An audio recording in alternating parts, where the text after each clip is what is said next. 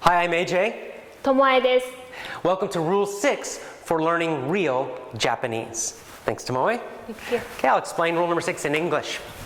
Rule number 6 is very powerful, very important, and it's connected to the name of this course, Learn Real Japanese. What is rule number 6? Simple. Use real Japanese materials, not textbooks, not fake teacher Japanese. So what am I talking about here?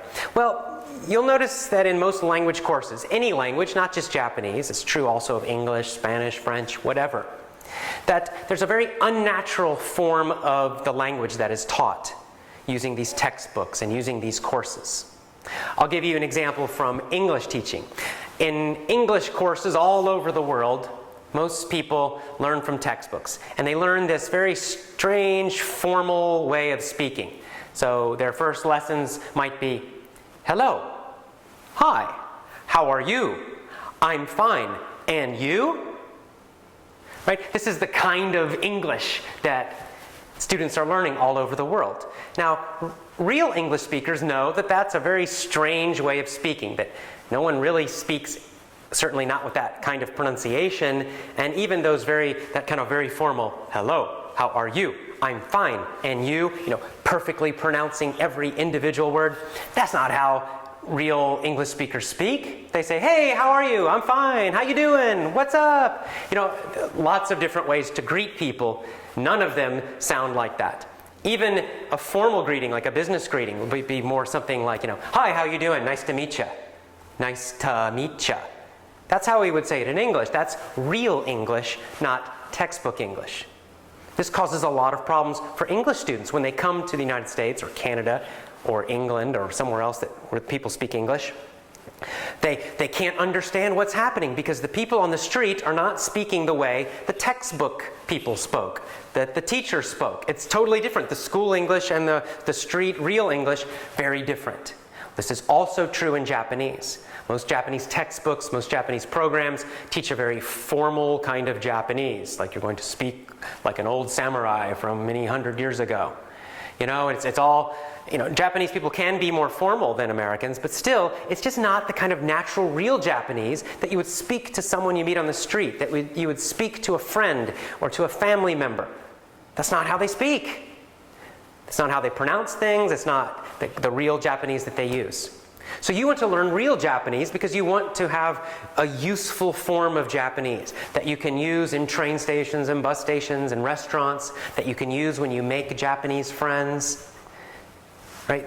That's important. So you only want to use authentic materials, real Japanese materials. In other words, don't use textbooks. Don't use teacher Japanese, school Japanese. That's not what you want to learn. You want to learn real Japanese with real materials. So rule number 5, use only real Japanese materials. Real Japanese materials only, not textbooks. And what does that mean at the low beginner level when you're just starting? You know, at an advanced level, that might mean watching Japanese movies, Japanese television shows. It might mean listening to podcasts and other audios from Japan. It might mean listening to real Japanese conversations between two people speaking naturally. And maybe, you know, hopefully someone could record that for you. That would be great. But that's at a kind of a more intermediate or advanced level. What do you do when you're just starting, just learning? Where do you get natural Japanese, something that's more real? Well, how do little Japanese children learn? What do they listen to when they're very small? Well, I can tell you, my little Japanese nephew, he listens to stories, right? This is what most small children listen to. They listen to little stories, sometimes little songs, but mostly they listen to very simple commands. You know, for example, get your book. You know, time for bed, go to bed, eat your food, right? These are very simple commands. That's the first thing that small children learn. That's natural and real, short, easy commands. And then the next thing they typically listen to for entertainment or fun would be little stories. Maybe their mom or dad reads a story from a little Japanese storybook for babies. Or maybe, you know, their grandfather tells them a little funny story in Japanese. That's authentic Japanese. That's real Japanese. That's what the really small little Japanese children and babies learn with first.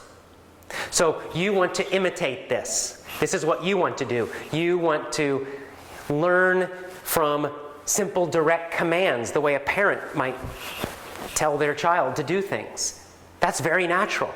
That's how little small children learn all over the world. That's authentic, real language, not textbook. Little Japanese children do not learn, hello, how are you? I'm fine, and you? Konnichiwa! O genki desu ka? They don't learn that first. That's not the first thing they learn. They're not learning these formal ways of greeting each other. No. It's totally unnatural. And so you don't want to do that either. So you need to get real Japanese materials.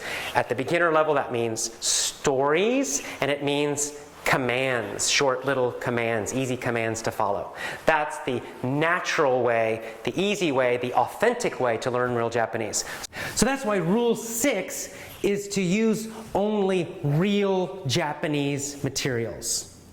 Rule number 6, use only real Japanese materials. Thank you very much. See you again next time.